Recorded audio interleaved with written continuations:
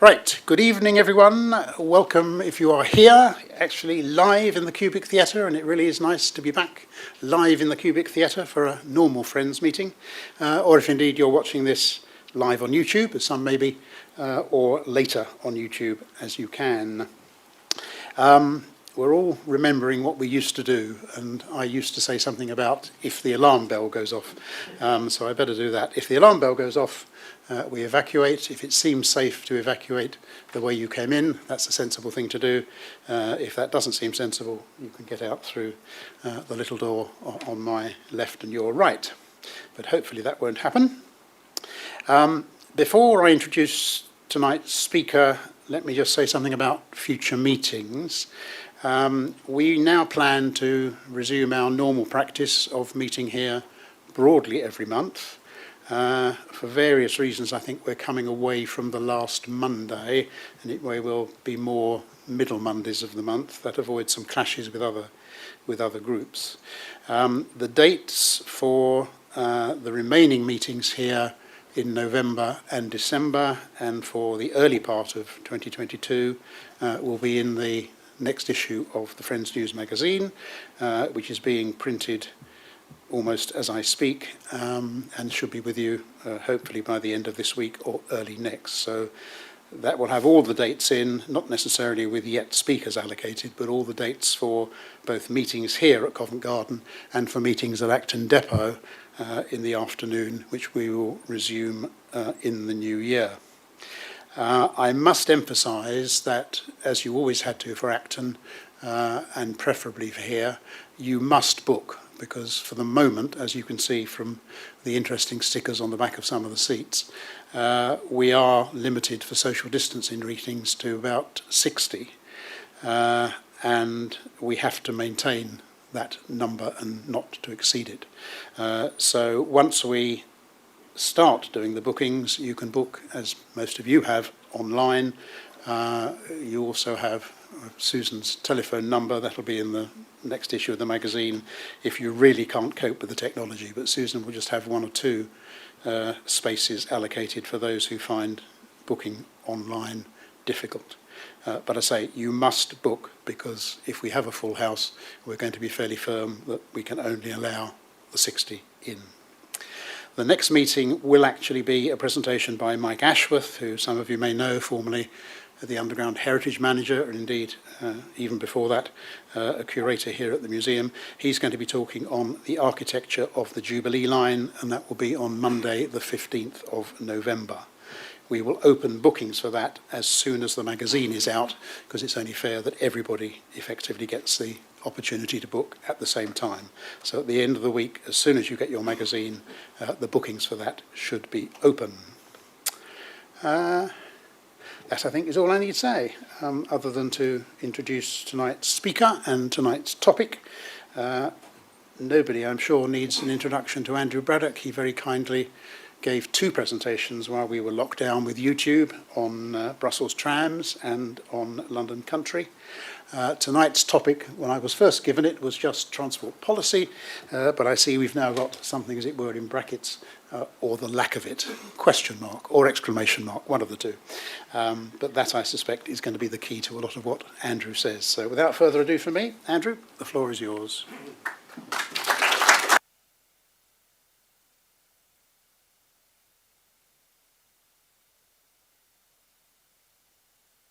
Don't I? Is that better? Right. Thank you, Barry, very much. And just to echo what you said, it is lovely to be back here in the Theatre of Theatres. I like the way you said that after tonight, the normal meeting programme would be resumed. So obviously you don't get anything normal tonight. Serves you right. Also, I should say that I've come from 2 events recently, one where I was a speaker, another where I was a delegate. At the one where I was a speaker, it was probably an audience of maybe 80% of people I didn't know, which is quite unusual in anything to do with transport, but it was an obscure part of the country. And there were a few people who knew me. And I found at the end of my presentation, somebody I'd never met saying to somebody who's known me for probably 40 odd years, saying, "Oh, Andrew, knows absolutely everything about public transport, doesn't he? And my old friend said, yes. And what he doesn't know, he makes up. And the second, perhaps even finer compliment is being a conference of my peers. Some of you will know my history dates back to the National Bus Company. And I can remember we used to have very jolly occasions called Southern Region Traffic Managers Conferences. And when we had the last of those in the run-up to deregulation and privatisation, we were all probably fairly tearful and maybe even quite drunk. But we resolved that we shouldn't give up, even though there'd been a letter from the then Secretary of State for Transport, Nicholas Ridley, to Lord Shepherd, the chairman of the National Bus Company, saying, and I'll tell you another thing, don't let your companies go on having meetings and try to push back the frontiers of privatisation, blah, blah, blah. We had no intention of doing that, but we liked the idea of meeting, and we realised that at the last of these conferences, we'd failed to take on a very important piece of business, which was to agree the intercompany hiring rate. Now, if you had your coach somewhere obscure and it broke down, you could rely on a fellow subsidiary of NBC to get you out the mucky stuff and send you a bill, and the rates were agreed for those bills. So Stuart Lynn, who was then the traffic manager of Southern Vectors on the Isle of Wight, wrote to us all and said, we need to have a meeting, not a conference, to agree the intercompany hiring rate, and that's what we did. And we didn't call it Conference 1, it was only called Conference 1 when we got to about 7 or 8. But I've just last week been at Conference 71 and announced that it would be my last, because I've not been involved in the industry for almost 20 years. And so on saying to people, I'm not really part of this industry anymore, one of them said, well, you never really were, Andrew. So I think I should count that as a compliment. Okay, let's go. In the beginning, obviously a century of policy is basically 1921 to 2021, but where did all these transport issues begin? And I think they began with these half a dozen things. Village carriers. These were the people who very enterprisingly took passengers as well as goods, and those goods might be fruit and vegetables, they might be pigs and cows, they might be anything you care to mention, to market. And of course, all over the country, and in many respects all over the world, market towns were developing as the focus of places to trade and sell. So village carriers became very important people. Many of them transformed into bits of the bus industry as time went on. Waterways. Before the railways came along, the main means of communication over longer distances in the country, especially for the emerging industries, was by canal. Mail coaches, we all know the story there. Of course, the post had to get to places for people to read important communications. Wagonways, this is interesting because this was really the emergence of fixed tracks, very rudimentarily, usually consisting of flagstones laid to a sort of a gauge. Many people argue that was 4 foot 8.5. I'm not sure it's any means that simple, but it did show a key benefit, which was that if you were hauling your heavy loads on wheeled vehicles on tracks, a horse, or even in the early days, 2 or 3 men, could push or pull greater loads than they could if it was just on the ground. So you had this whole business of learning what friction meant. Early railways, we'll come back to those, of course, which was very much linked to further industrialisation across the country. And of course, horse buses, the origin of the omnibus, the means of transport for all. Interesting that horse buses had a relatively short lifespan, and I think in 1890, as one example, the London General Omnibus Company employed 25,000 horses. By 1911, it employed none. That's the kind of change that we're looking at now, isn't it? That if we're going to make this great transformation away from fossil-fueled transport to something different, then it has the same kind of dramatic effect. We'll come back to that too. So, in many ways in the UK, we led the field. We had the first railway line, we had the first passenger railway, we had the first underground railway, of course, the Met in 1863, the first electric tramway came on the scene in Blackpool in 86, and the first tube in London at the end of that century. So prior to the 1920s, it was inevitably a free-for-all. Railways were built with Acts of Parliament supported largely by landowners. The landed gentry who had the money and owned the places where railways might be built would have had to give permission and would often have sponsored the kind of legislation that went through Parliament to create the so-and-so Railway Act of whatever year. We had the so-called railway mania from the 1840s onwards, probably the most dramatic expansion of railways, I think, anywhere in the world. Incredible numbers of lines were built in the second half of the 19th century. There was a free-for-all on buses. As buses emerged, both horse-drawn and the rudimentary early forms of motor bus, there was no kind of regulation of either quantity or quality. You could basically do whatever you liked. We then had a very significant piece of legislation in the shape of the Tramways Act 1870. Tramways were emerging, obviously at that stage horse-drawn. They were very often promoted or supported by local councils, municipalities, if you will, and the 1870 Act turned out to be a bloody nuisance in later years because effectively it gave to local authorities the power to buy every 7 years the tramway company running in their area at par value. Now, you can imagine that there'd have been lots of expert legal brains working out par value and somebody wouldn't have got a great deal of money, but the council would have had to pay a great deal of money if you follow the drift.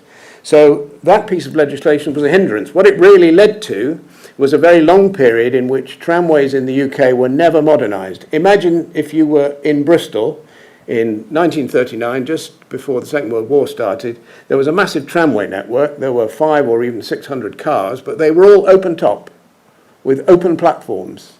So if you went out in the rain, and it rains in Bristol as much as it does in Manchester, trust me, I'm an expert and I used to live there, you're going to get wet. Did this have the same sort of appeal as a bus that had a covered top and the driver was in a cab? No. But it was because of the 1870 Act that that kind of thing happened. We then had the Light Railways Act of 1896, purely because it took a lot of time and quite a lot of money to get an Act of Parliament to do something under the 1870 Act, or indeed under the Railway Act. And this led to another explosion in more rural lines. Very few were actually tramways. Those that were more like railways by the side of the road. And most interestingly, the last use of the powers of the 1896 Act was as late as 1925 on what we now know as, or what we then knew as British Rail, in Cornwall. The line between Torrington and Halwell Junction, the North Devon and North Cornwall Light Railway, was not through Act of Parliament, as the rest of that network had been, but the 1896 Act. What it really meant was that you could get away with doing things slightly more cheaply. It's analogous to much of the situation in continental Europe, where you had narrower gauges. You had meter gauge, or 900 mil, or 750 mil, and those lines were laid under similar provisions because it was generally cheaper, less of an alignment, etc., and land take to do so. We had the emergence in the period running up to the 1920s of powerful groups in transport. For example, British Electric Traction was a major owner of tramways, and if you went almost anywhere in the country, apart from those run municipally, you would find subsidiaries of BET plying their trade as tramway operators. Underground Electric Railways of London was the consolidation of all the individually built lines and some of the tube lines in London, and eventually the UERL and the London General Omnibus Company, the biggest of the bus operators, were to merge. At that stage, largely the approval for where you might run a route and what type of vehicle was in police hands. The police were very old-fashioned, very restrictive, so it took until 1928 to get pneumatic tyres, roofs on double-deckers, windscreens to keep drivers out of the cold, etc., etc. It was a very restrictive regime. So coming on to 100 years ago, from the Roaring Twenties, interestingly, at the end of World War I, there was a massive amount of military equipment kicking around. Loads and loads of trucks that could be bought at a low price, could be adapted with a rudimentary bodywork and a few seats to start work as a bus operator. And there was a great deal of that happening in the years from 1918 onwards. There was still more consolidation in the bus industry. The BET, although it was starting to shed its tramways, obviously was still progressing as a major bus operator, and it had agreements with others that meant they were pretty large undertakings. The railway grouping came along in 1923. At the end of the First World War, the railways were, to quote the vernacular, knackered. And they needed a great deal of investment, and the private companies, and there were hundreds of them, would never ever have been able to afford that. We would have seen a much bigger closure programme than Beeching ever proposed if there hadn't been some means of injecting capital into those businesses. The government of the day decided that they would group all these companies into the so-called Big Four, the Great Western, the Southern, the London Midland and Scottish, and the London and North Eastern. And those four became the model for railway control for the next 30 years. Gradual realisation that change was needed, both for rail and road. There was always talk of some form of regulation. How do we control these things? There were concerns about safety. Certainly so-called pirate operation of buses, not just in London, racing to the stops to get the passengers before the bus behind you, etc., did lead to some pretty gory accidents. Then, of course, at the end of the 20s, we had the Wall Street crash. Although it was basically a US problem, it inevitably had an impact, at very least in terms of global uncertainty.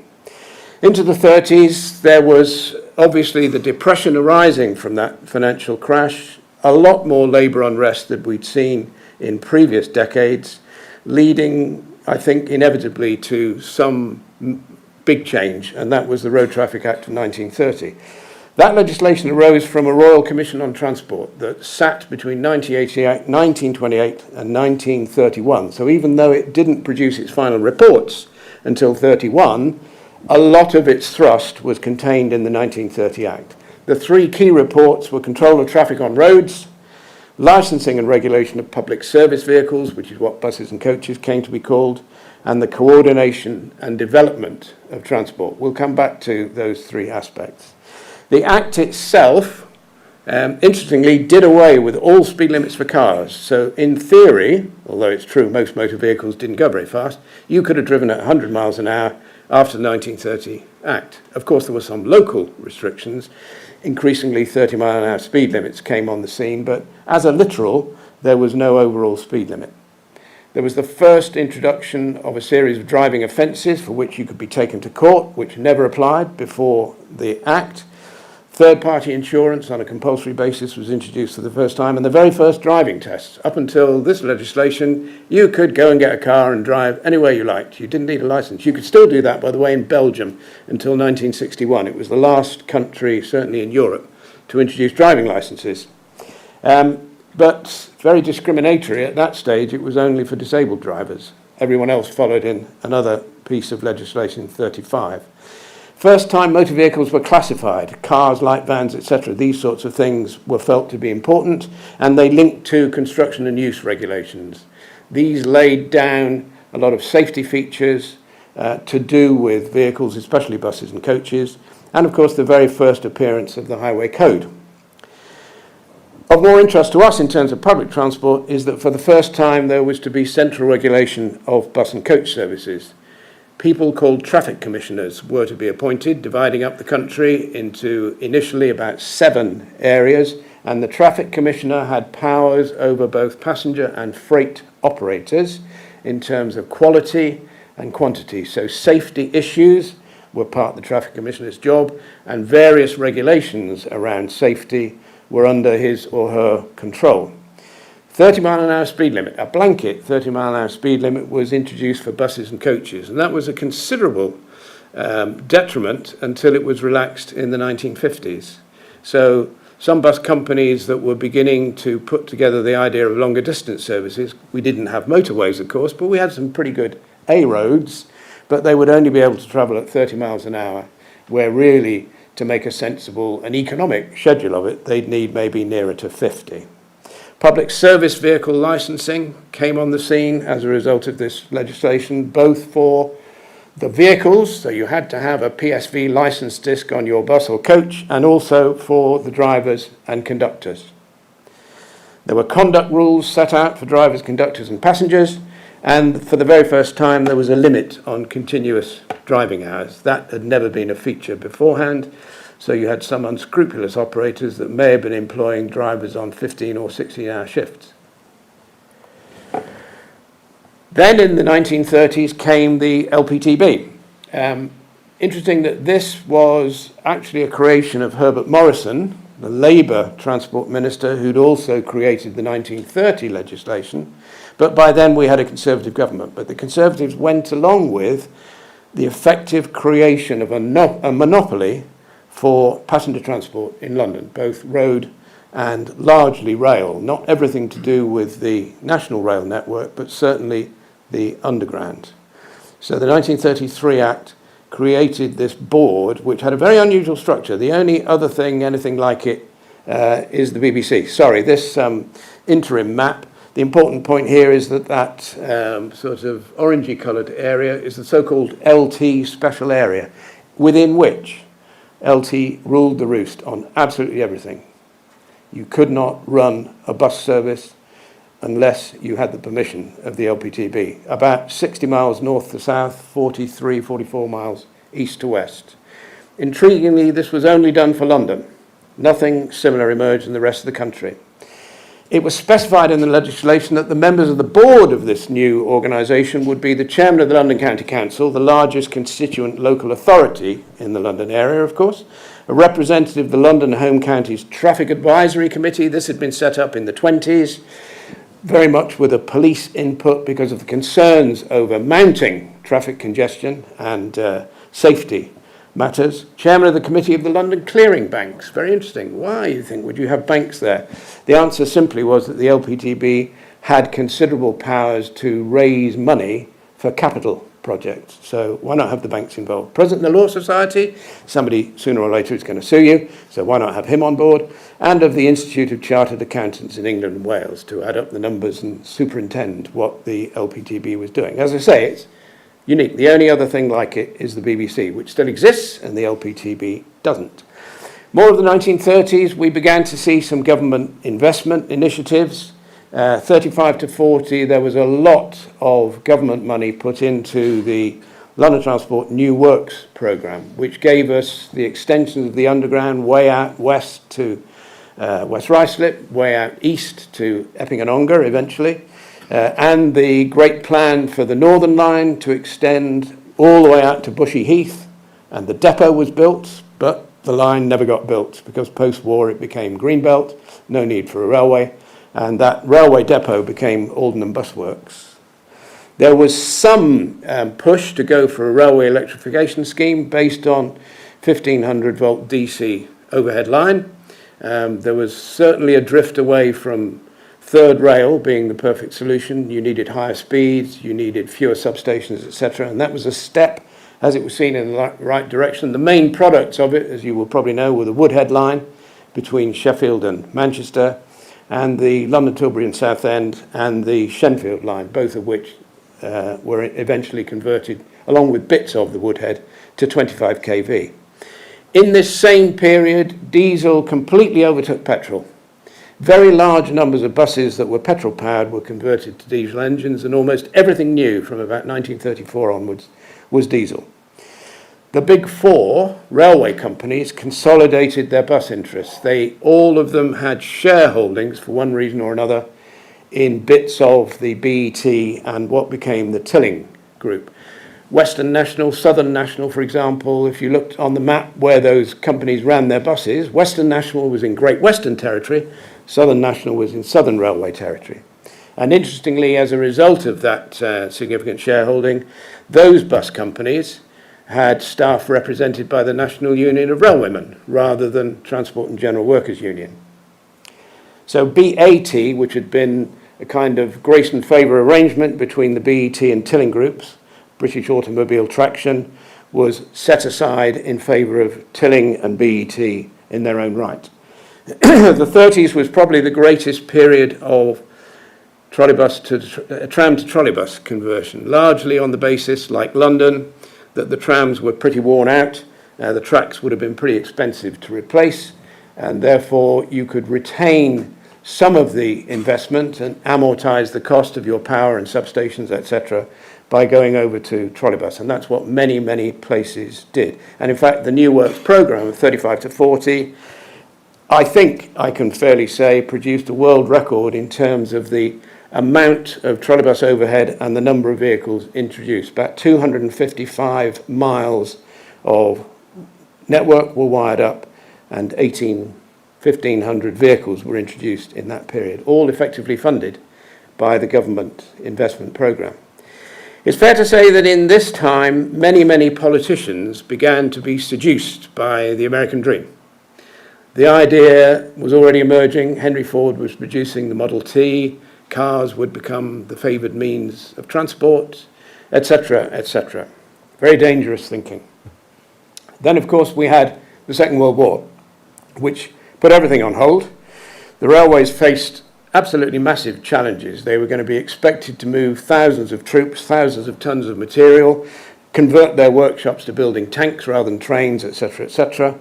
There was clearly an emerging pressure for a better life afterwards. We were certainly up to the 20s, still almost a feudal country. In rural areas, people either worked on the land or they worked in the big house. Largely the men worked on the land and the women worked as servants in the big house. Landowning gentry were the people who had respect, the vote, etc., and it was a very gradual change beyond. But certainly the horrors of the Second World War, I think, led to a lot of thinking among ordinary people that we need to ensure we get a better life after all of this. Interestingly, this was also the start of the period of decline in the power of municipalities, at least in this country. Government was doing more and more. Obviously, strategically, they may have justified that because of the war and its impacts, but certainly it's the beginning of the graph that you can trace of a downward investment in local authorities and the things that they could do. There was increasing motorisation on the roads, of course, and a lot of movement for freight. Not only were the railways occupied with shifting munitions and troops and so on, but there was a different kind of requirement to move aspects of foodstuffs, for example, and that led to a big growth in road freight and the type of vehicles that ran it. There was significant exaggeration of peak to off-peak requirements. Off-peak, certainly in the early years of the war, almost nobody was going out. You didn't want to go to the cinema in case it got bombed while you were there. And you didn't visit Auntie Lil, you didn't go on holiday, etc. And that those two things, the exaggeration of peak to off-peak and the holiday traffic decline, built up considerable problems for the railway. So, peace at last. Surprisingly, many people thought, despite Winston Churchill's great record on getting us through the war, a Labour government was elected in 1945 and it had considerable change on its agenda. It believed in nationalising key industries. So it had a programme of bringing into state control gas, electricity, waterways, etc. In terms of transport, the British Transport Commission was seen to be the future. This was the overall board in control of railways, road passenger transport, etc., both passenger and freight, of course, etc., etc. There was a proposal in the legislation that brought about the BTC to create area transport boards. If you like, that was the missing link beyond the LPTB for London. The vision was that certainly in the larger urban areas, you would have transport coordinated in such a way that road and rail services would be under the control of a board. This was hotly resisted by the transport companies, particularly the bus companies, even though at least half of them were by then in state control. So the area transport boards never moved beyond the drawing board. There was an immediate problem with vehicle shortages. At the end of the war, it was very difficult to re-equip manufacturing industry in areas like buses and even lorries. So a lot of teaming and lading had to be done between businesses, and some of the seaside towns that obviously hadn't got much demand until well into the end of the fairly austere 1940s could loan vehicles to towns and cities that couldn't get a new bus for love nor money, and their old ones had already fallen apart or were about to fall apart. There was lots of talk among the trade unions especially about their new powers with these nationalised industries, looking to improve conditions for the labour force. And let's be fair, they weren't brilliant. The pay wasn't brilliant, and the conditions weren't brilliant either. So unsurprisingly, there were considerable moves to improve the lot of transport staff. There was a lot of talk about homes for heroes, building new towns. People like Abercrombie were developing ideas for great new settlements where people would have new homes, garden space, safety for children, etc., etc.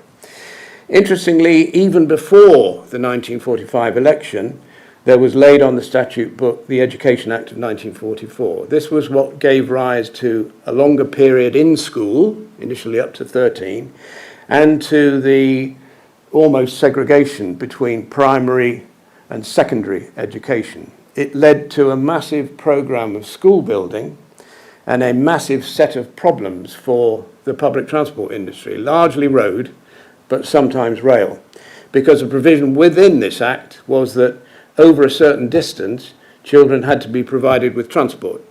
And effectively, government, both national and local, was looking to the bus and rail companies to provide that.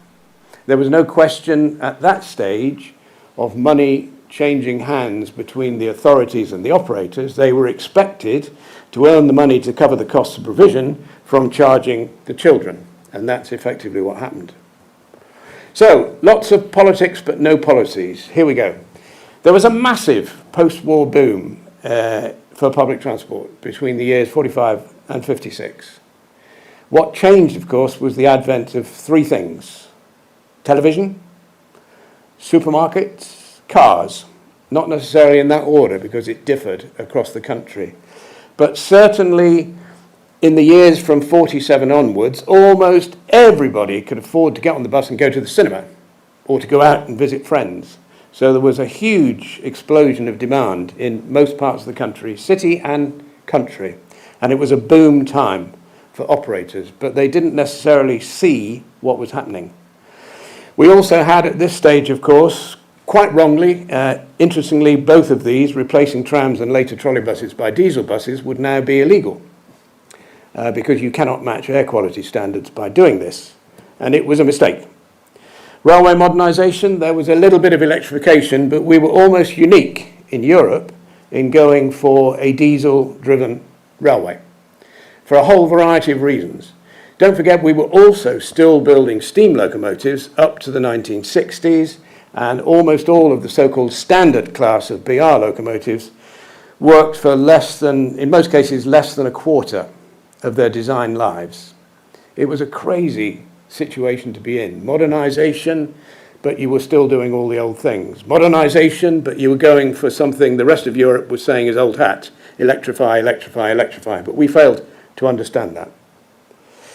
Problems with rural bus service and railway branch lines began to emerge. As the graphs started to decline, people bought cars, they went less to the cinema, they watched TV, they worked in different ways, etc., etc. I've heard many people say, well, of course, the car is largely responsible for the decline in the use of bus services. Not really. Bus operators were often responsible for the decline in the use of bus services. I believe firmly that there was massive intransigence in the state-owned bus companies. They didn't have to do very much, and they certainly didn't market their products. They certainly didn't look at matching demand and supply in a sensible way. So I would argue that in many cases where people could and should have been using buses, they got a car because the timings of the bus didn't work. How many times did we find changes in retail hours? Shops, probably in the early 50s, closed at 5. Then it became 5:30, then it became 6. Did the bus companies change their timetables? No. So if you couldn't get home from your work in a shop, you'd obviously, in most cases, get a lift from a brother or sister or uncle or aunt, or your parents would drive you, whatever it may be. So I think bus companies were often responsible for their own downfall in that period. But undoubtedly, the rural areas were showing up the greatest problem, massive decline in the use of both bus and rail use. In honesty, a lot of railway branch lines opened in the 1840s, 1850s, should never, ever have been built. And they weren't in many other countries because at a much earlier stage, national government took control of at least the capital investment in railways and ensured that what was being built was linked as a wholesome network and intended to be one network rather than piecemeal, different people providing different bits of railway. Probably a third of the railways built in the second half of the 19th century were only there for competitive reasons, because the Great Western or one of its antecedents opened a line in Cornwall, then the Southern had to do the same, etc., etc. So we had a lot of duplication, a lot of waste, and inevitably a very big problem when it came to looking at the cost to government. There were two significant reports, the Jack report about bus services and, of course, the famous Beeching report about railways. Both of these made sensible recommendations. Poor old Beeching gets the blame, the Beeching closures. Well, actually, Beeching's job was to report on the economic efficiency and future viability of the UK's railway system. It was up to government to decide what to do about that. And there are dozens of lines that Beeching would have kept open, but subsequent governments decided to close. The failure of both of these reports, in my view, was to understand the network effect. Wherever you are in public transport, there will be some degree of interchange that may almost be invisible. A rural bus that goes to a market town may have a third of its passengers getting off, doing a bit of shopping, going on another bus to go somewhere else. Those sorts of things were never taken into account. The contribution that branches make to main lines in railways was seriously misunderstood, even by Beeching himself. So, of course, you have a lot of the revenue that should have been allocated to branch lines actually being allocated to the main line books of account. So there were some main lines or intermediate lines, let's say, that on paper looked very, very good. But a lot of the money that was coming to them had actually been earned on the branch line connecting with them. And that wasn't very carefully understood. In 1968, we had a piece of legislation which I'll come back to that gave us passenger transport authorities in the major conurbations and their passenger transport executives to run the show, and of course the National Bus Company. Then we had local government reform. From 1974, the old counties became the new counties. Explain on not more than one sheet of A4. The aim, of course, I can be very unkind about this. I think there were two aims. One aim was to reduce the number of local authorities, which generally is always a good thing, especially if you rejig their boundaries to more seriously reflect modern life. We didn't do that. The second aim, of course, because this was at the time of a Labour government, I think, was to try and ensure that almost all the boundaries of the new counties meant they'd elect a Labour rather than a Conservative government. Yep. It's always in the background. Transport Act of 1980, one good piece of legislation, I think, in this period of lots of politics but few policies, was the freedom to put long-distance services on the road. What the 1930 Act had done by regulating through a licensing system was to put massive power in the hands of both local authorities and railway companies to object to anything a bus company decided to do. A bus company might decide to run a service between point A and point B, which was going to collect passengers at several intermediate points, but because there was a railway service between A and B, the railways would object. Even though, bizarrely, a significant proportion of the shareholding in the bus companies was with the railways, but they always objected. They didn't always win, but they were certainly a depressive factor against some enterprising bus operators who had really good ideas about opening up longer distance markets. Very important to compete with the car, of course, and that wasn't always done. So you can't have a look at the 60s without investigating Barbara Castle, the first female transport minister. Very interesting lady. She had a lot of good ideas. If you've seen the film, I can't remember the title of the film, but it's about the female labour force in the Ford, thank you, Made in Dagenham. Well done. Watch Made in Dagenham, because it gives you a brilliant insight into the mind of this lady. She was, in many respects, brilliant on transport, but misguided. Why was she misguided? Well, simply because the civil service, always looking for an easy life, sent her to study the MBTA in Boston in the USA. Easy because they could pick up the phone to Boston, speak in English, arrange for their minister to go and study something that appeared to be relevant. She should have been sent to Hamburg. Why? The MBTA was essentially a creation to rescue public transport in the greater Boston region, which at that stage, the early to mid-60s, was all under private ownership and collapsing. Don't forget the Americans had taken to cars 10, 20 years before us and in much bigger numbers. So the use of public transport, even in major cities, was so low that it was financially unsustainable. So private companies were going out of business like energy companies are going out of business in the UK at the moment for somewhat similar reasons. And the MBTA was put in place to effectively municipalise the whole thing so that they would have something at least to provide service to the public and maybe even build on it. What was happening in Hamburg was that the Germans were saying, gosh, there's a problem with the car. If you're going to use a car, you only need one key. You don't have a different key to go in the direction of Bremen or Berlin or Hanover. You have one key. But public transport involves a whole plethora of keys, depending on what type of transport it is, who owns and controls it, who sets the fares. So the idea of a Verkehrsverbund, which now exists all over Germany, is that you don't control the operation. You control the fares, you control the timetable, you do the marketing. But you have a ticket which is transferable between modes, and it's time-based rather than distance-based, which we stuck to, and arguably we still do stick to, well into the 21st century. And so this meant you were making an offer that was directly competitive with the private car. And it worked.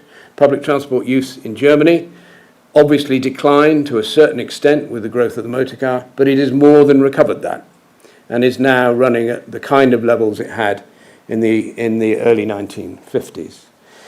Passenger transport authorities and executives were basically built on the MBTA model. So to take the example of Selkirk in Greater Manchester, silly name, but there you are, that meant that Manchester City Transport, Stockport Corporation, Lee Corporation, Salford Corporation, the Stalybridge, Hyde, Mossley and Dukinfield Transport and Electricity Board, Oldham Corporation, Ashton-under-Lyne, they all got merged into one. And inevitably what really happened was that Manchester City Transport took them all over.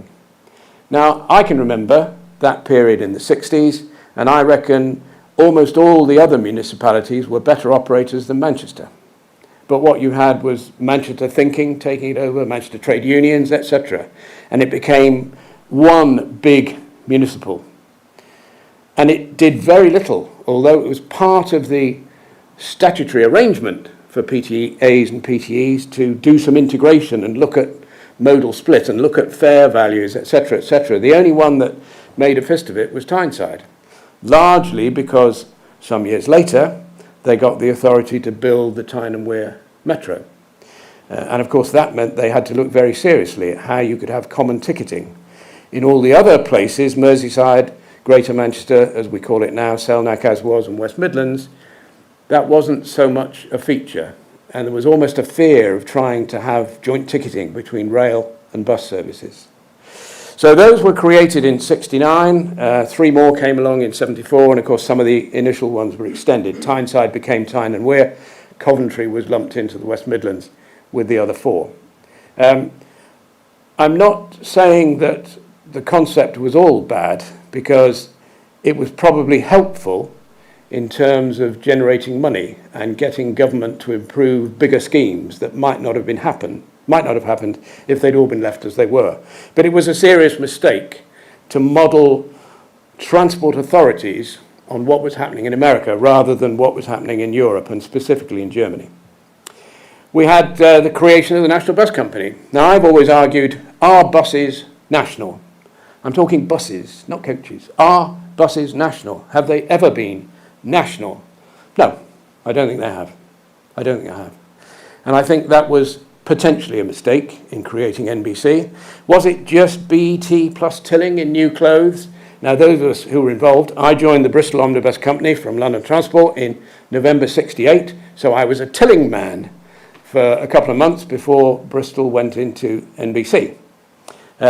And you could see that in the early days of NBC, the Tilling people were very much in control. And then about 72, there was a night of the long knives, and all the Tilling people were retired early, and it became BET. I mean, what's in a name? What's the difference? But I think it was, in many, many respects, just a kind of combination, a new combination of BET and Tilling in new clothes. There was absolutely no attempt at interface or integration with municipal operators in the larger urban areas, a bit more so with the PTEs, because the PTEs had powers, and that made a difference. The financial principle on which NBC was created was that it should break even, taking 1 year with another. So you could lose a whole shed load of money in 1972, but you needed to ensure that by the end of 73, the books had balanced. Not always a good principle on which to run things. Cross-subsidy was clearly practiced both within and between subsidiaries. When I got to Alder Valley in 1984, towards the tail end of National Bus, I produced an honest 3-page report that said, if we're going to tell the truth about this particular bus company, we should make an example to the government and close it down, because it is effectively bankrupt. Why was that?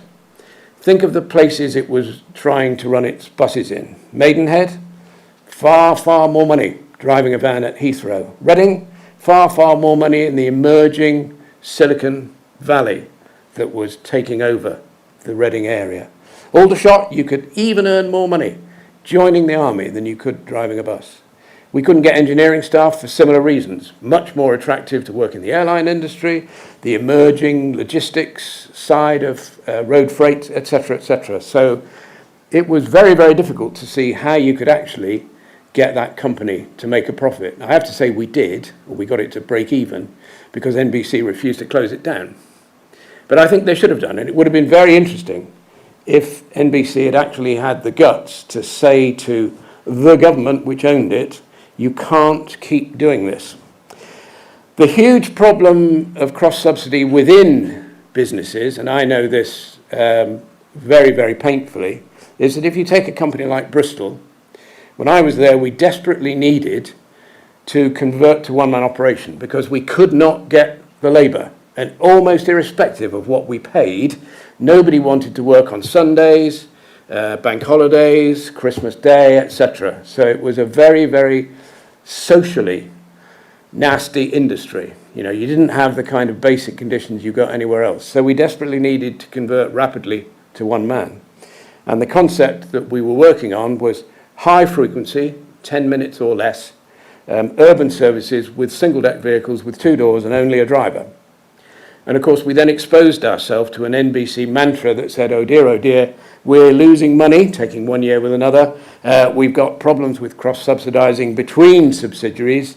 You can do the right thing by changing double-deck to single-deck and slashing frequencies. So every 10 went to every 20. Disaster. If I've learnt anything in 57 years in public transport, especially buses, it is the F word. Frequency, frequency, frequency. Very little else actually matters. If you don't have the frequency, you won't do the business. There was then an emerging problem of the relationship with manufacturers. Remember, the government was facing this vast conglomerate it had created, the British Leyland Motor Corporation, which had effectively swallowed up all the bus and truck manufacturers and was starting to make its own rules as to what it would do. And it leant very, very hard on the government to persuade them there should be a joint project between the National Bus Company and British Leyland to build the bus of the future, the Leyland National. Okay, in the end, it became a reasonable bus. And without it, I don't think by the time we get to late 70s, early 80s, I'd have had much of a company at London Country, because the National rescued us from a plethora of vehicles that would fall apart by the side of the road. The good old Leyland National, smelly, noisy, utilitarian, but it was basically a reliable piece of kit. That's why we ended up with the absolute world record of 543 of the buggers. 543. But that was a dubious project, in my view, because it was easy for the government to help Leyland out, easy to pressure NBC into doing something. Maybe we would have done better to work with the individual manufacturers, to create our own bus of the future than have it imposed by politicians. It was bound to end in tears, all of it. And of course it did. Enter Maggie. Trade union legislation was big on the agenda, very clear that she wanted to take on the miners, etc. Privatization program, everything that moved was privatized. If it didn't, it was painted white and shoved into a corner. So you had, remember, Ask Sid, privatizing gas. Interesting, isn't it? Here we are with a gas industry that has massive problems. Smaller providers are going to the wall. Energy costs are going through the roof. Would it have been different if gas hadn't been privatized? Yes, of course it would, in a whole variety of ways. But that was the mantra. We will privatize these things. And, of course, on top of it, small was beautiful. So big things like the National Bus Company, etc., weren't going to last. Bus and coach deregulation became a policy development. Obviously, I've already mentioned the 1980 Act that gave us freedom on longer distance, and 86 that led to deregulation of the whole lot. Competitive tendering regimes were beginning, not just for buses, but also things like dust carts in local authorities.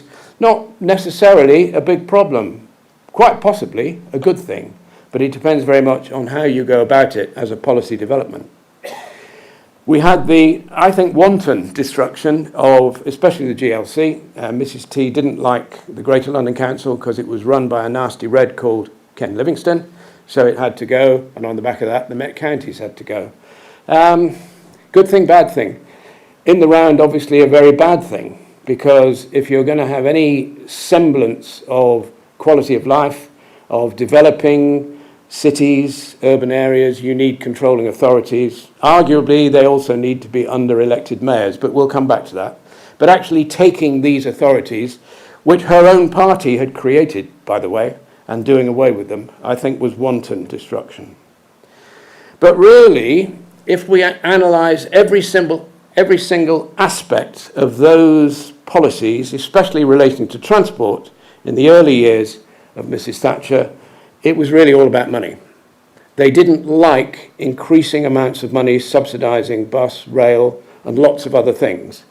Maybe they were right. In some cases, maybe that subsidy was wasted, but there was no question of analysing it or asking people from within, like me, what could you do to change this?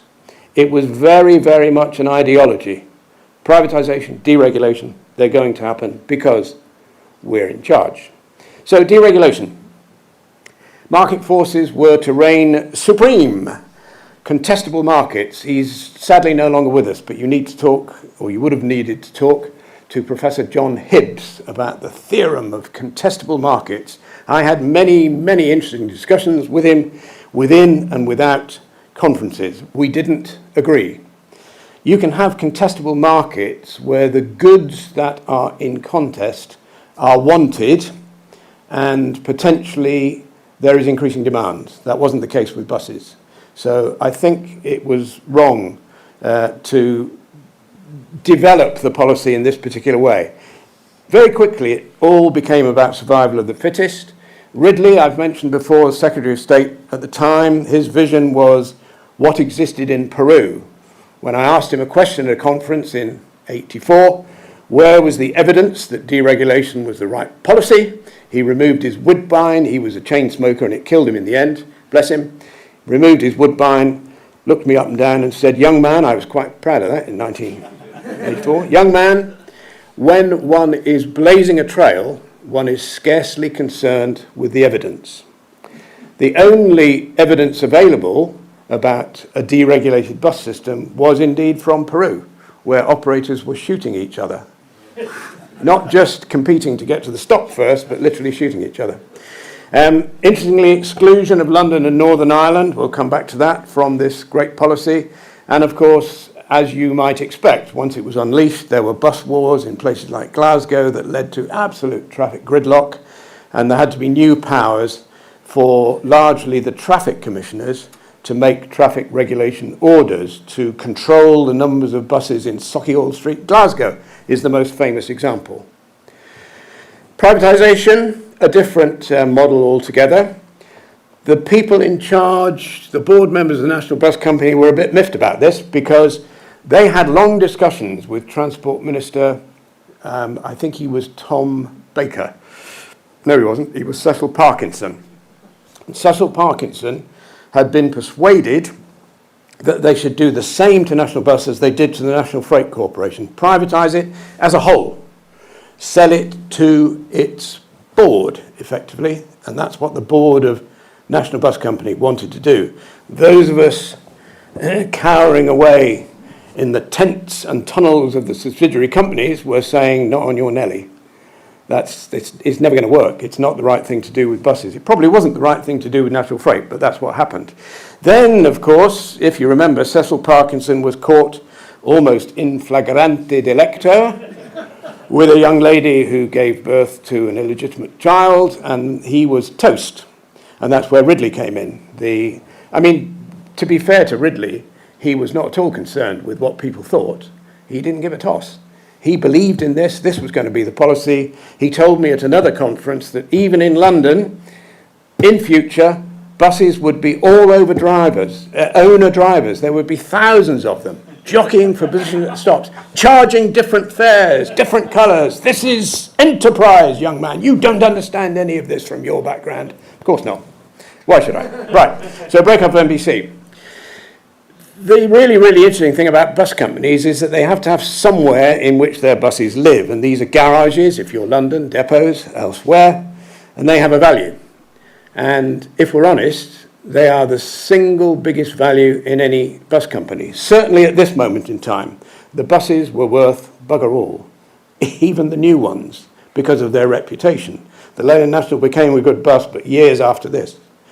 So if you were going to sell these bus companies, you were bound to attract the asset strippers who would see the value of, in many cases, prime town centre properties. I forgot to plug in my laptop. This whole business of property valuation was intriguing. And those of us sitting in the subsidiary companies of NBC at this period were told that we should receive visitors from potential purchasers without let or hindrance. And I must have met 50% of the UK's most oily, egregious property speculators that you can ever imagine. Yeah, really nasty people. And it was very, very clear they weren't the least bit interested in running buses. They were only interested in how much they could get for Reading Depot or Newbury or Maidenhead or anywhere. It was dreadful. And that, I think, wasn't properly taken into account. The other interesting aspect of this period was that effectively the government was saying to Marks and Spencer's, you've got a great big shop window and Sainsbury's is one of your competitors, you must open up your shop window and let Sainsbury's advertise in it. Can you imagine that happening?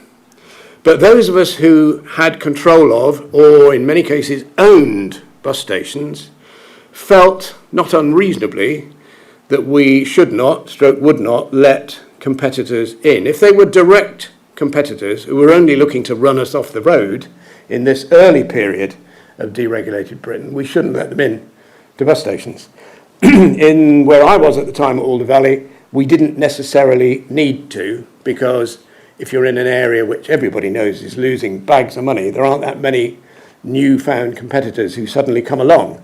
But it was a serious issue in some places. My old friend Roger Davis at Mason and District ended up with a legal case involving the Competition Act and the Office of Fair Trading, and they were forced in Chatham to let competitors into a bus station that they owned. Bizarre. Management buyouts were encouraged, etc., etc. Municipal operators were put into a situation where their bus company was placed at arm's length, and then they were, let's say, persuaded to sell. I think, is it 7 left? Edinburgh, Nottingham, Newport, Reading, Warrington, Ipswich. Anyway, they're the kind of stalwarts that believed in transport being a municipal function. I think they're right. Emergence of the big four. Those initially, of course, were Stagecoach, first, what became Arriva, and National Express. Impact on bus manufacturing. Going from a period where we'd effectively had the government instructing National Bus and Leyland to build the bus of the future, and what followed, you had complete famine. Because certainly in the case of those companies that went to management buyouts, they needed a period in which to count the cash and see what the cash flow really was before they could venture out and buy anything or even lease anything. So it was a disastrous period for the manufacturing industry because nobody was buying anything. Why were London and Northern Ireland left out? Simple, really. Even Ridley's government were absolutely petrified about complete gridlock outside the House of Commons. It's one thing to have Stocky Hall Street in chaos, but Parliament Square would be really, really bad news. In Northern Ireland, of course, there was the natural fear of the Troubles, and if they deregulated there, one or other lot of paramilitary groups would have taken over the black taxis and the buses and everything else. So very sensibly, they left that out. But there had been, of course, by then, reform of London transport from 1970 going under the GLC, and the policies in this era were being taken into account through creation of London Buses and London Underground as powerful subsidiaries of LT. Bus districts emerged. Route tendering came in, 85. Don't forget the great celebration, Mrs. Thatcher saying that how delightful it was to see green and grey buses on Route 24, demonstrating that red buses are a mark of socialism. Frank Pick would be rolling in his grave. Creation of new companies from the LT districts, that became a theme, of course, and those eventually were privatised. And hey-ho, deregulation came off the agenda. There was, in the time of Steve Norris, and it was really Steve Norris who gave London Transport the news that he thought he could persuade the government to take deregulation off the agenda. And in fact, by then, LT was saying, why don't you privatise it? Because that would have overcome a big problem that we had. Every time a tendered route went to a private operator, LT companies complained. Every time it went to an LT company, private operators, you were never going to win. The balance was probably reasonable. Nick Newton did a splendid job in running the tendered bus unit, later division, to keep all these forces at bay, but it was clearly going to be much simpler if that was the policy drift of the government, which it was, to privatise the operation but retain controls within LT. And that's proved to be a very good model. So we then had a period of big is beautiful, not necessarily intended. But if the government had looked back to what happened with buses in the 1920s, there was rapid and significant consolidation. BET and Tilling emerged as the victors from all kinds of bus wars, sales of shares of companies, interchange with the railways, etc. And you could have seen pretty quickly that this was going to end up with management buyouts eventually selling to these emerging big groups. So effectively the government took a public monopoly and over a few years converted it to a private monopoly. The market consolidated as markets always do, and then you had groups like Stagecoach with quite an aggressive expansion strategy. Stagecoach targeted areas like Darlington to run the municipal company off the road. Now, right or wrong, they could do that. And having done it, they then got their hands on a larger segment of the market that they were playing in. Badgerline and Grampian merged together to make First, so that was another big number on the scene. British Bus, which had bought up all sorts of companies all over the place, including engineering companies, took over Cowie and changed its name to Arriva. National Express bought West Midlands Travel from its management, and Go Ahead emerged as the fifth force. All of this, I think, could have been predicted, not necessarily the names or the exact areas of the country, but it was plain as the nose on the end of your face that buses would consolidate into something like these large groupings. Then we had something that Mrs. T would never have done. Margaret Thatcher's honest belief was that you do not need to privatise railways because in time railways will die out. Once the great car economy has extended everywhere, there will be no need for railways, so we don't need to privatise them. John Major decided he'd put some trousers on and do something that she would never have contemplated. So we had this absolutely madcap privatisation of railways into 100 companies. Remember, one of the great things about the wonderful period when we were in the EU is that every time the EU made a regulation, you can't have an EU regulation applying in Great Britain and Northern Ireland, you have to write legislation. So civil servants sit down, they interpret a regulation from the Parliament in Brussels, Strasbourg, and they write it into their kind of English and with their kind of take. And the take was you had to separate the tracks from the trains. Nobody else did this. The EU regulation did not require the separation of track from train.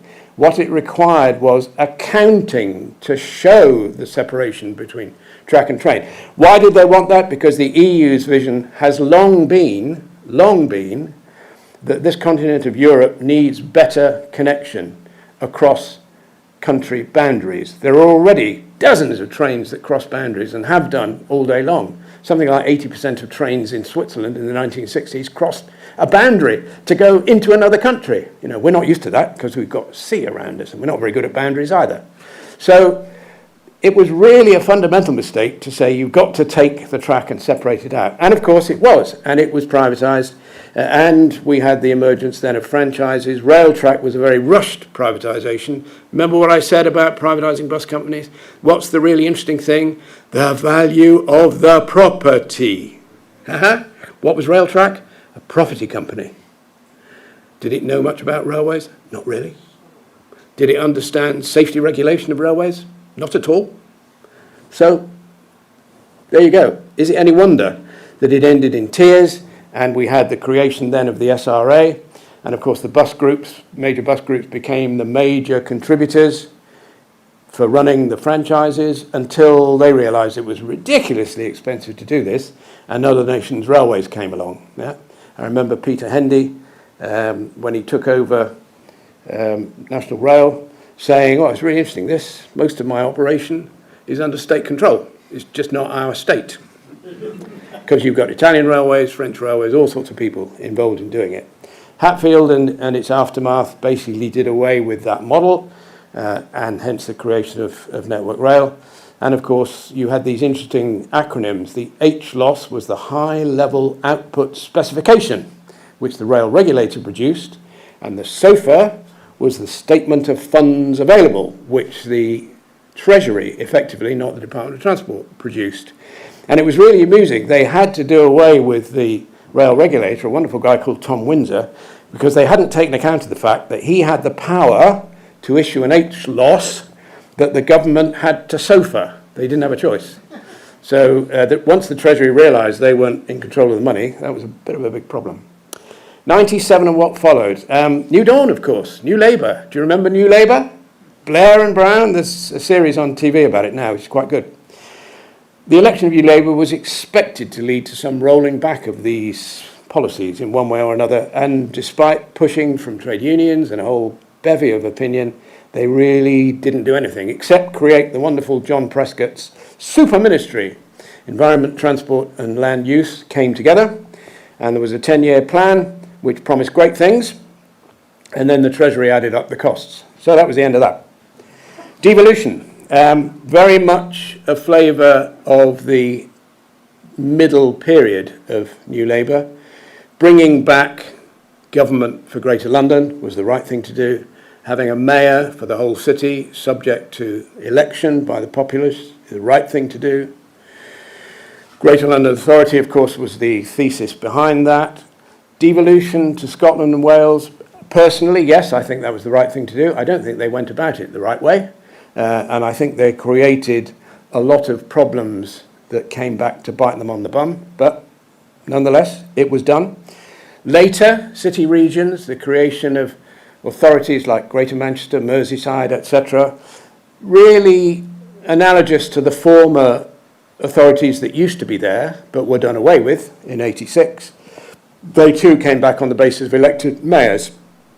Allocation of funds. Do you know about the Barnet Formula?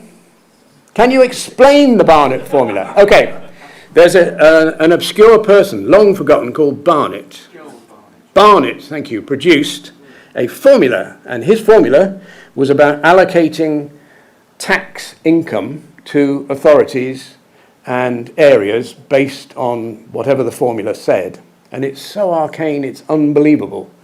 But we still have that, effectively, and that gets in the way of devolution. We have the concessionary fares debacle, Gordon Brown decided he needed to win the grey vote. Let's give them all free travel all over the country. England, only in England. Wales, only in Wales. Scotland, only in Scotland. Of course, London, different. It was never properly considered, and certainly it has never been properly funded. One of the reasons you've seen declining margins in private bus companies, whether they're owned by big groups or independently, is that that wasn't properly handled. The famous PPP on London Underground. Nobody understands why, but Gordon Brown was completely obsessed with the idea that you should take the infrastructure and privatise it, rather than the operation and privatise it. Exactly the reverse of what we've been doing for some years by then on buses. That too was another disaster. If you learn anything about transferring assets between public and private ownership, and therefore a lot of the risks that go with such a transfer, you will realise that the private sector can do anything. But if they see a risk, and a risk they don't really understand, they'll double the price, treble the price. And the problem we had with the London Underground is that much of it was going on, if not more than 100 years old, and there'd been no proper assessment of its condition. You know, where were the tunnels leaking? When would they collapse? Which station would fall off an embankment first? None of this had really been fully catalogued, maybe for obvious reasons. And what that meant was that the PPP was doomed to failure, because once they got on with the job of raising the capital to invest in the infrastructure of this great railway system, it was increasingly unaffordable. So it all went to the wall, and it cost, I think, £6 billion to bring it back into public ownership. Breaking the Treasury's absolute power. Anybody remember John Smith? The greatest Prime Minister the British have never had. John Smith was Labour Party leader. He died at the age of 48 from a massive heart attack, overwork as a politician. John Smith had got a blueprint for basically taking the Treasury out of a lot of decision making. Why is it that we are a more centralised regime than Belarus? And Belarus is modernising. Yep. The big dictator is spreading his hand and largesse goes to smaller parts of the country. Here, everything is centralised through the Treasury. They cannot abide hypothecation. This is the business of saying we've got so much money from certain areas, we will spend the money in that area, either geographically or industry-wise. Anathema to them. John Smith would have sorted all that out, but sadly, we didn't keep him. Last but not least, poor old England, devolving to Scotland, to Wales, to Northern Ireland, leaves England exposed as a sort of basket case setup. Probably, the world, it's like the Carlsberg beer advert, isn't it? Probably, I would argue, the best system of government anywhere in the world was devised by the British Civil Service. Yep. In the dark days of much destroyed Germany, at the end of the Second World War, the Americans went in with the money, the Marshall Plan, the British went in with the bureaucracy. And we devised for what became West Germany, Bundesrepublik Deutschland, the perfect government system. There is a state, but it does very little. There are regions, Länder in Germany, Bavaria, Nord Rhine-Westphalia, Saxony, etc., which have the real power. And they deal with issues like transport alongside the city regions within them. We could have had that. I wonder why not. But since that time, we've almost never had a week without reforming one aspect or another of local government and regional government control. It comes and it goes, flavours change, etc. And I would contend it's no wonder we've got mostly rubbish people as councillors in these authorities, because who'd want to do the job?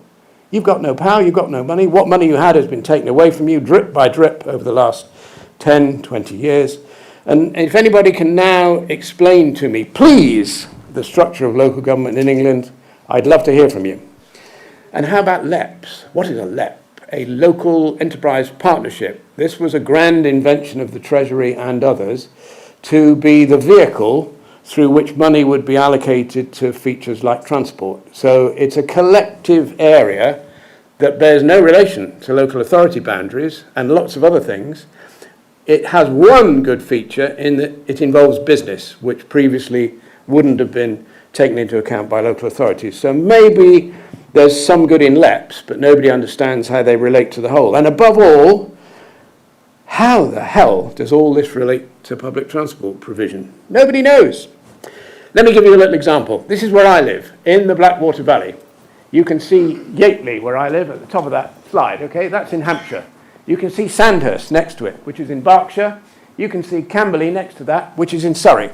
The boundary does the most amazing twists and turns in that top corner. Down in the south, we've got Farnham, which is in Surrey, Aldershot, which is in Hampshire, Fleet in Hampshire. So we have 3 counties, one of which no longer exists. Berkshire was legislated out of existence when Reading, Bracknell Forest, and West Berkshire became unitary authorities. There is no Berkshire, only a ceremonial one. Surrey thinks it's the best county council in the land and wants to own and run the world, but maybe the government won't let it. And Hampshire, poor old Hampshire, lost its 2 biggest centres of population, Southampton and Portsmouth, which are now unitaries. God in heaven, how does all this work?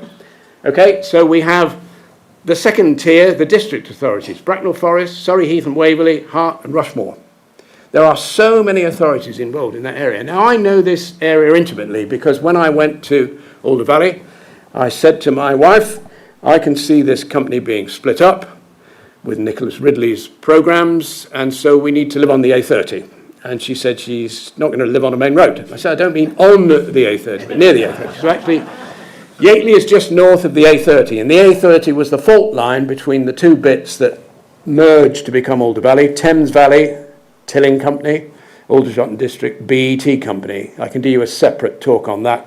So it's a complete mess. Now, actually, the transport movements, by whatever mode, rail, road, bus, car, etc., in this area, Blackwater Valley, bear absolutely no relation, 10 squared, to local authority boundaries.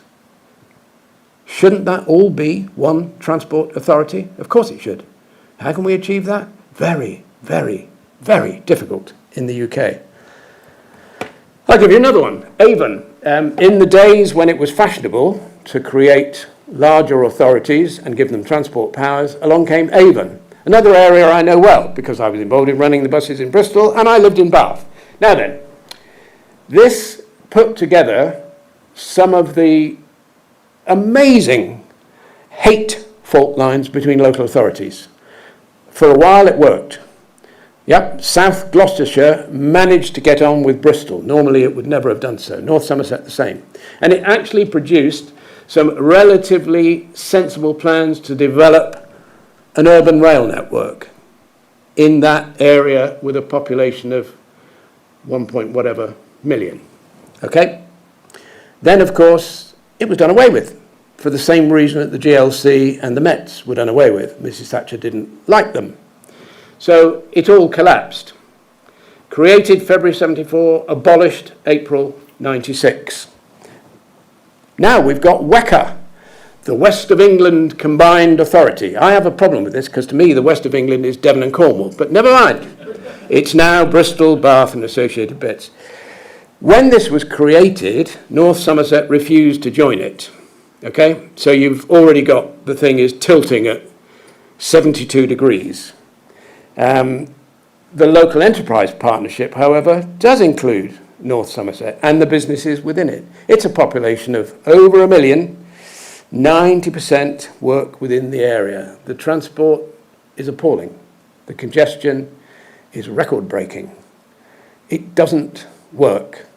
So how do we overcome these things? Well, now we've got Boris, King of the world, who will solve all our problems for us.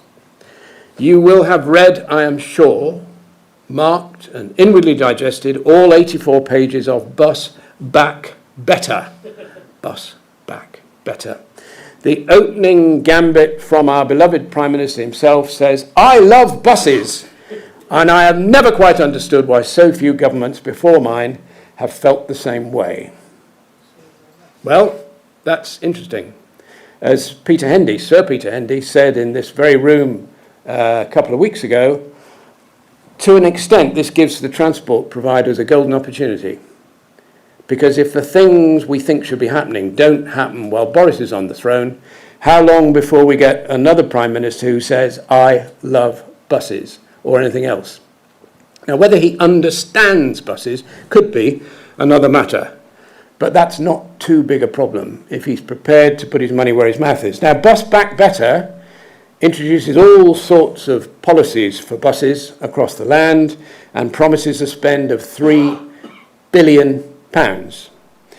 Now, I'm not bad at maths. I'm pretty good at transport economics, and I can tell you that he's got his policy objectives completely the wrong way round, because his government is promising to spend 27.5 billion on roads. Climate emergency? Air quality? Have you heard of any of these things? Are people actually going to let you build roads in the areas they live in? Forget it. It should be 27.5 billion, not just for buses, but public transport, and 3 billion just to repair the potholes, and then the roads will be fine. You don't need to build any more roads. Didn't we learn? I used to run the buses in Newbury, and the congestion was so bad they built a bypass. 20 years later, the congestion on the bypass was so bad they built another bypass. Where does it end? Where does it end? So, we've had another little problem, haven't we? Visited on us recently. Good old COVID. Are there some golden opportunities coming out of this? Yes, candidly, I think there are. HS2 is happening. Now, I would say, given typical audiences of the last 20 presentations I've made, more than 50% of the people in this room think HS2 is a waste of money. I don't. Because very, very soon, governments are going to have to get honest, not just in the UK, but across the world. You will not be able to have a car in future. You will not be able to fly as much as you do, if you fly at all. Certainly domestically, very, very certainly domestically. So we need HS2 to get people who would normally drive to Scotland or fly to Scotland onto a train. And there'll be much less complaining about that if it's a fast, snazzy train like the TGV in France, the ICE in Germany, the Shinkansen in Japan. The rest of the world has been doing it 50 years before us. Finally, we will get there. It also opens up massive opportunities for new connectivity. If they build phase 2A of HS2, it will go to a place called Towton, which is a marshalling yard between Nottingham and Derby. The tram in Nottingham is 1.5 miles away at the end of the Beeston line. And you can see how that would be a very good generator of connectivity within the East Midlands region to make it more like, let's say, do you know RNV, the network around Mannheim, Heidelberg, and Ludwigshafen in Germany? They are the equivalent of Nottingham, Derby, and Leicester. And they have a very high-quality regional urban rail network, as well as good mainline connections. And that can be generated by just the Towton station of HS2.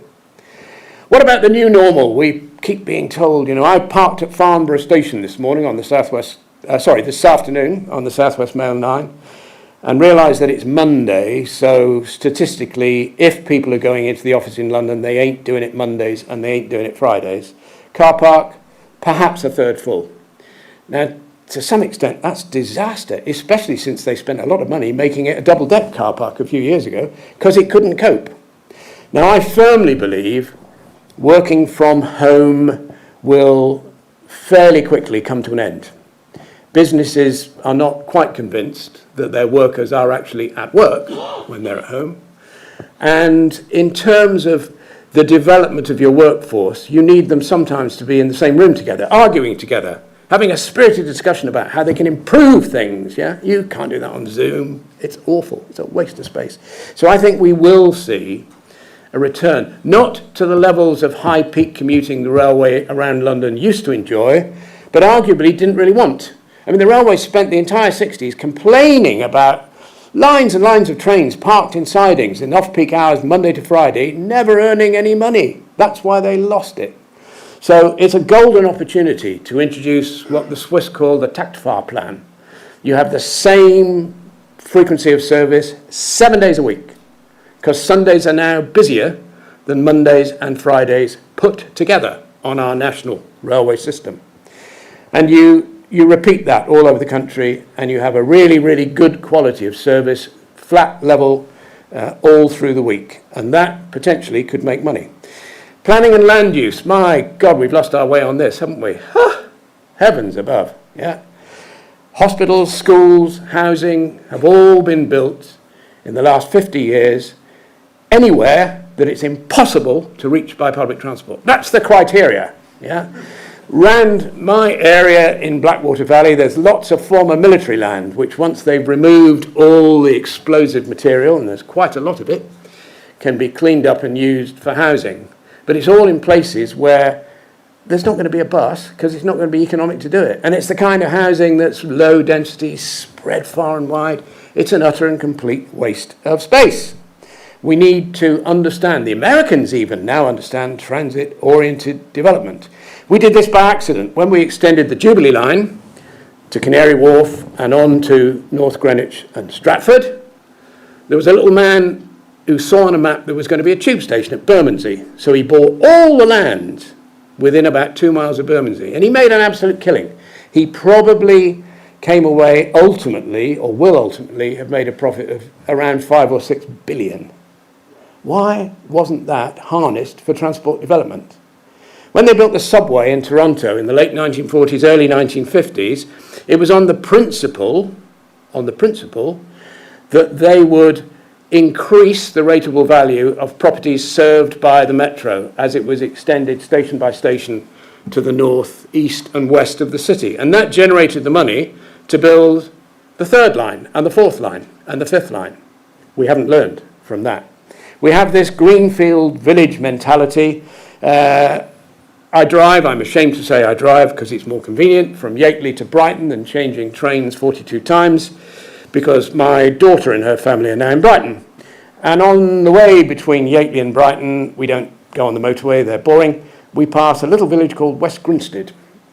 And there are plans to build 3,500 houses at West Grinstead. And the locals are beginning to oppose these schemes, have got big banners saying 3,500 houses means 7,000 cars. They are not wrong. And they will resist. And they will fight, potentially to the death, to stop that development. We need to learn from the Dutch. Get these place names in your mind. Osdorp in the 1960s, Nieuw Sloten in the 1980s, Zoetermeer in the 1990s, the Utrecht Sun, Sneltram Utrecht Nieuwegein, also the 1980s, and Carnisseland in the early 2000s. What makes these places livable? The public transport was provided before they built the houses.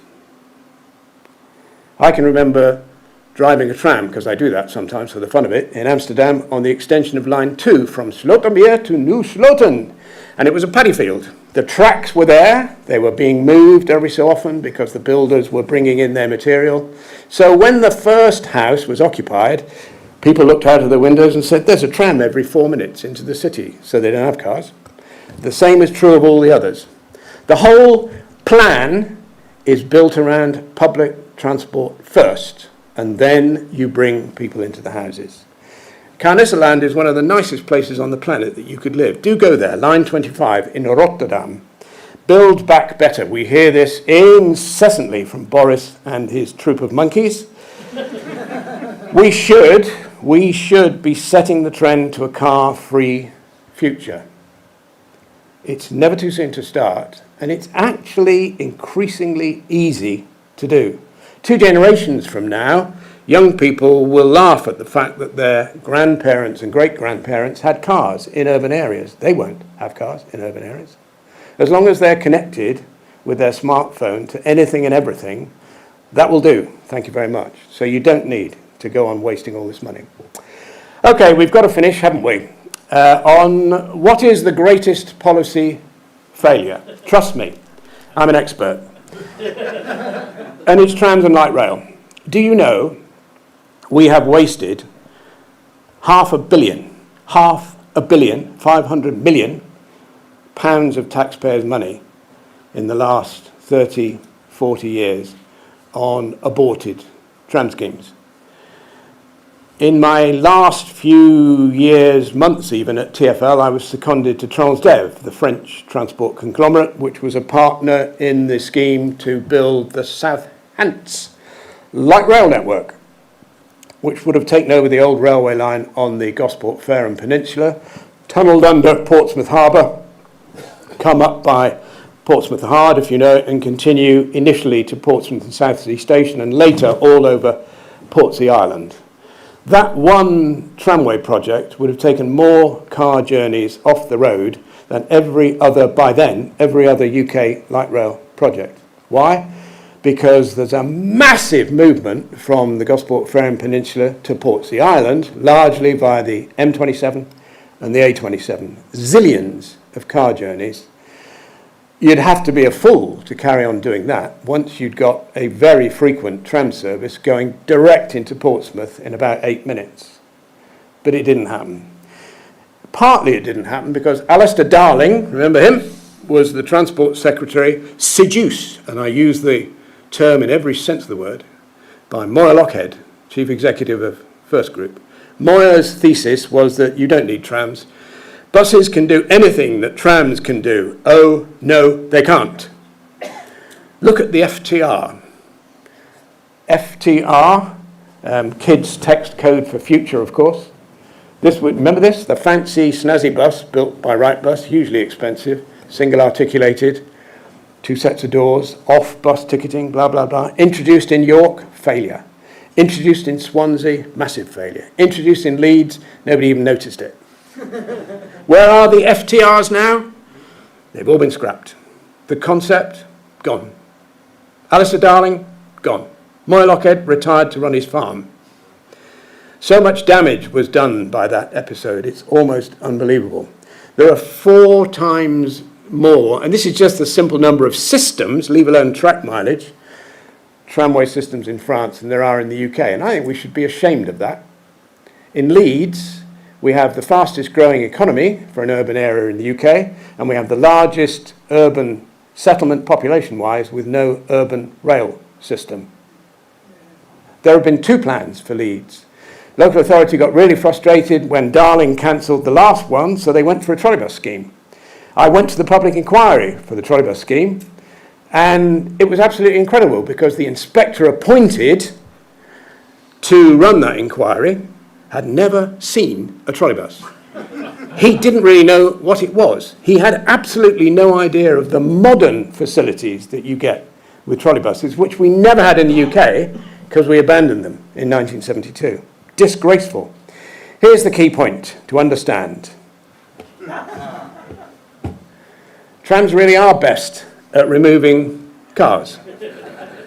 All across the UK systems, and I'll include Tyne and Wear in this, although it's much more of a heavy rail network than a light rail network, but certainly Manchester, Nottingham, Sheffield, Croydon, West Midlands, significant numbers of car journeys have been removed because people will get out of their cars and onto trams. They won't get out of their cars and onto buses, even the most snazzy of buses. Of course, some of them will. The Cambridgeshire Guided Busway and the Lee Guided Busway report factors of maybe 4, 5, maybe even 6% transfer from car, not 25% as you've got in Nottingham. It should be clear to anyone with even the most basic understanding of public transport that for urban areas the tram is the superior mode. It can have massive capacity with only 1 member of staff. So you save big money. Why did we introduce articulated buses in London? To wind up the Evening Standard? No. To save money. Yep. We went from sort of 72 peak vehicles on Route 38 to 59 or whatever it was, overnight. Yeah. It's the drivers, stupid, to misquote Bill Clinton. It's the drivers that cost you the money. Fuel, not a lot, not a lot. The Arctics were much thirstier beasts, but overall costs of fuel are infinitesimal compared to other things in a transport operation. So, however long your tram may be, all its legendary number of doors is going to be exactly in line with the stop platform and only 20 millimetres horizontally or vertically separated. It is the most accessible form of transport. It makes an ideal mix with pedestrians because it's following a predictable path. It generates investment because my friends, the property developers, they're my friends now, you notice, yeah? I want them to come into cities where there are trams, and they will. They'll invest in places where a tram system has been introduced because it's fixed. It's not going to be fly-by-night removed to 4 streets away tomorrow morning. It's a statement of principle. It improves quality of life. It certainly improves air quality, improves quality of life, and people support that. And the really, really interesting thing, certainly in all the French cities that have done this, all 28 of them, it's brought back a kind of municipal pride that should still exist. And if you go to Nice, take your holidays in Nice. It's a lovely city on the Riviera, south of France. I challenge you to buy a postcard to send home to your mum or dad, brother or sister, daughter or son, that doesn't have a tram on it. Nice. Go for it. So, the end. I've left 2 minutes for questions, Barry, I hope.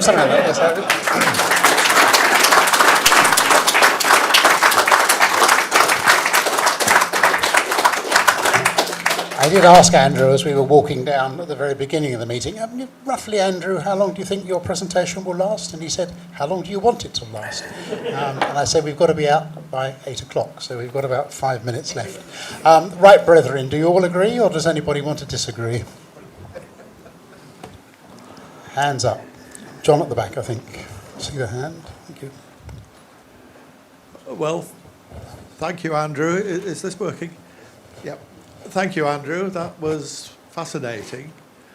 I would just comment that maybe we've got an Alice in Wonderland situation, because I can remember when CIT was the Chartered Institute of Transport, the fundamental that was taught to everybody undertaking its courses was that transport is a derived demand.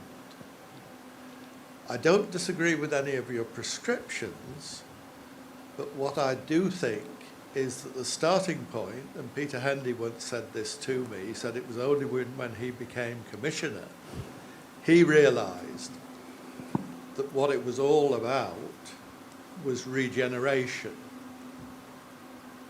Now, let's take some examples.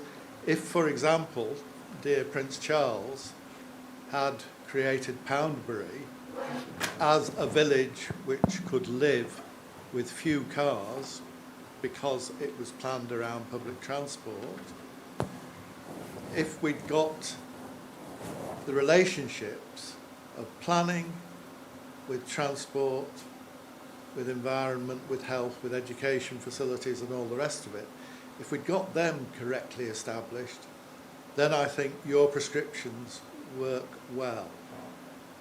Until we've got them established, we've got to get the best out of the bus system that we can. Okay. Let's go to the pub and debate it. Right. Poundbury, I can't say I know it well. I've been a couple of times. It's very twee. Its nearest sort of market town, to go back to the 20s analogy, is Dorchester, which isn't huge. I think even I would be struggling to make a case for a light rail sort of greater Poundbury metro. I think it's going to happen. But it is a very typical English development. It's low rise, very high quality, well spaced out. But probably if you're going to live your life there with a degree of happiness, yes, you would need a car. I'm more interested, I mean, take my probably nearest neighbour, the Blackwater Valley. There's a lot of land there that can be developed for housing, and there is significant demand for more housing, and there is growth in industry, techie sort of stuff that will last quite a significant number of years. We ought to be looking very seriously at that conurbation. I guess the population of the whole lot taken together is 600,000. Yeah, it's lots of small towns, but none of them are very far apart. And if you can just get over the typically English barrier about, oh, well, you know, we need some green fields. Well, there's plenty of green fields. You're not necessarily going to take the green fields away. In fact, back to my example of Rotterdam Carnisselande, the tracks there are all in grass. You don't even know there's any rails. You certainly can't see the overhead because it's been intelligently strung, not put up like Croydon for a TGV to run down the main street. You know, we could do these things better. So that one centre of population, I think, is crying out for a Dutch-style plan that says, where do we put the housing such that we can have a transport link that makes sense? And we can, you know, it's still going to be heavy commuting towards Guildford, towards Reading, towards... You can have all of that within your planning of a decent offer. I'd love to do that, but I'm too old now. And there's no money, according to the Treasury. Right, we'll stretch our time a little bit. So there's one question there, and then we'll take Joel at the front, and then I think we will have to call a halt. Would you like to see driverless trains on the underground and the railways? And Not would really. you like to see the underground extended? No. I was rabidly against Crossrail. I don't think we should have done Crossrail. And poor old Crossrail's target market, huge numbers of commuters, flooding into Farringdon in the morning, is basically gone with COVID. I would far rather have put we don't yet know what the final figure is, but I remember it being 16.5 billion to do Crossrail. How many tramways would that have built across London? We constantly mithered, to use a northern phrase, over the Oxford Street problem. You know, it's a wall of buses. It's quicker to walk along Oxford Street than it is to get a bus. Now, the only reason that that's slightly improving because of pressure on air quality and the sheer congestion the buses cause to themselves, is because TfL's been willing to cut services. At least before it started doing that, it had the good sense to introduce the so-called hopper ticket, which is a continental principle, that you pay your £1.50 and it's up to you. If you change 22 times within an hour, you don't pay any more. Prior to that, of course, every time you got on another bus, you paid another fare, unless you had a travel card or whatever. And lots of people don't, you know, they want to travel on single tickets. So with a more continental approach, that's helped. But what would really transform Oxford Street is a tramway from one end to the other. And God, blimey, it's not long before you justify it doing what the London tramways never did. Instead of coming from Uxbridge, I'd actually start at Heathrow and turn left at Acton and not stop at Shepherd's Bush, but carry on up through Holland Park and Notting Hill Gate to get to Oxford Street. Wow, and come out the other side. We could have done that kind of thing 2 or 3 times over rather than Crossrail. And I think Crossrail 2 effectively is dead in the water. Sorry, what was the other part of the question? Driverless, yeah. No, I've travelled the world on driverless things, and when you scratch the surface, even with a good old DLR, I know there's a captain on the train, but he's only in one of the sets, and they're normally all 3 coupled sets now, so he's never in the right place. You have to look at the backroom costs. The real beauty of having a driverless railway like the Val in Lille is that when you've got special events, you can run more trains and it doesn't cost you any more drivers. But the technical interfaces are difficult. I think over the years there's probably been more difficult breakdowns on the Val in Lille than there has been on London Underground, which is a staffed. I know we have our problems, you know, not without difficulty. I think there's also a question of public confidence, certainly on deep tube lines. I'd be a bit nervous about, even on the Victoria line, where we know the driver doesn't do a lot, but he's there, and it kind of gives you a feeling that, yes, there's somebody there, I'll get on this train because there's somebody in control. Maybe that will dissipate over time. I certainly do not believe that we're going to have a future of ACVs, autonomous connected vehicles. In another presentation, I've got a set of slides that shows you loads of disadvantages of these things. Where do they go at night? You know, where do all these things disappear to? And given that they have to be 1,000% fail-safe, they can't run you over. So once we've got ACVs running, just take Oxford Street as an interesting example, nobody's going to bother with the pedestrian crossings anymore because you know that if you step out in front of one of these things, it will stop. Yep. So you have anarchy introduced by autonomous connected vehicles. I wouldn't go there. Thank you very much again.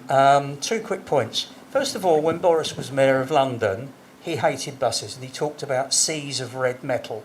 This is yet another U-turn by this buffoon. I mean, I'm sorry, nobody has got any respect for it. That's what you mentioned. Frequency. TfL at the moment is cutting its cloth according to what it's got. Yeah. And the crowding on the buses is becoming astronomical. Yep. And it is putting people off travelling. Yep. My local routes in Hackney are major trunk routes because there's no effective rail service. You may know the area. And the crowding on the 253, 254, 38, 149, 243, they are as busy now as ever before. But because, as the gentleman at the start said, transport is an instrument of derived demand, the people who actually benefit from this ultimately are not paying for the transport. And while we work on the basis of transport must wash its own face, must make a profit, it's just a defeating mechanism. Yep, absolutely. TfL had a huge problem with COVID coming along because its revenue base was completely knackered overnight. And TfL, of all the major cities in the world, had the highest fare box recovery ratio, 78, 79%. In Rome, it's probably 12%. In Paris, it's 24%, whatever. New York is 35. New York, 35. I mean, you can quote them all. London was unique, so it's completely exposed to having all of its money disappear. Where do you go? You can only go to the government. And unfortunately, the set of deals that have got TfL through to where we are today have been very mealy-mouthed on the part of the Treasury. They're all essentially bad news for Londoners. It's inevitable that TfL have to cut service because they've got to cut costs. What I hope is, and I've got a lot of time for Andy Byford, the new commissioner, because I think he's another Hendy, in terms of thinking, well, the more we do this, the more we're actually ending up exposing the Treasury, because the TfL mantra can be, I'm sorry we've had to cut your service, but we have no choice, because blah, blah, blah. And that perhaps will put pressure on Rishi Sunak, as long as he's there, to cut a more sensible long-term deal. Interestingly, the list of route numbers you rattled off, they would have been on my target to go tram instead of having Crossrail. Exactly, yeah. I mean, the 253 is a really interesting route because it almost does what everyone was shocked, horrified to find the Overground would do. Wowee! Anybody remember the Kenny Bell? There used to be a single coach steam-hauled train from Clapham Junction to Kensington for the postal workers, yeah? Ran twice a day, Monday to Friday peaks only. I mean, you wouldn't believe that transformation. You go to Clapham Junction now, any time of the day, yeah? And it's the same platform for trains going clockwise and anti-clockwise round the overground outer circle, as it were, and you will not get a seat. You will not get a seat. Because the moment the train arrives, the doors open, and half the population floods in. Where have all these people come from? A lot of them, I have lots of spirited debates with my old friend Roger Davis. You must have read Roger Davis's diatribes in Buses and Classic Bus and Local Transport Today. Roger has it that the London model of running buses is a failure because passenger numbers are going down. Of course the bloody passenger numbers are going down because sodding Boris, when he was mayor, got more and more people onto their bicycles. Okay, it's a good thing. More walking, more cycling. These are healthy, active modes of travel. Not bad, not bad. But the real truth is a hell of a slug has been taken out of bus passenger numbers by the Overground. That's good, because they're going on rail, which is far more environmentally friendly, certainly than a diesel bus. So, clap. Right, it is no mean feat to cover, I was going to say 100 years, I think actually we went back more than 100 years. 100 years of transport policy, or the lack of it, in just about as many minutes, 100 minutes. A real tour de force, Andrew, thank you very much. Nothing less than we would expect. Everybody might not agree with every single point you made, but I'm damn certain that when they're going home, they still have some of those points ringing in their ears. Hopefully not just the sexual peccadillos of the government ministers. Right, ladies and gentlemen, thank you very much for your attendance. Leave quickly, please, or we should be charged another hour for the use of the room. A safe journey home, and we're back here.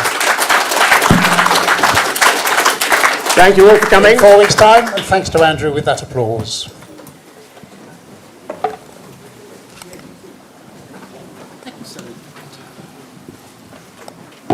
you.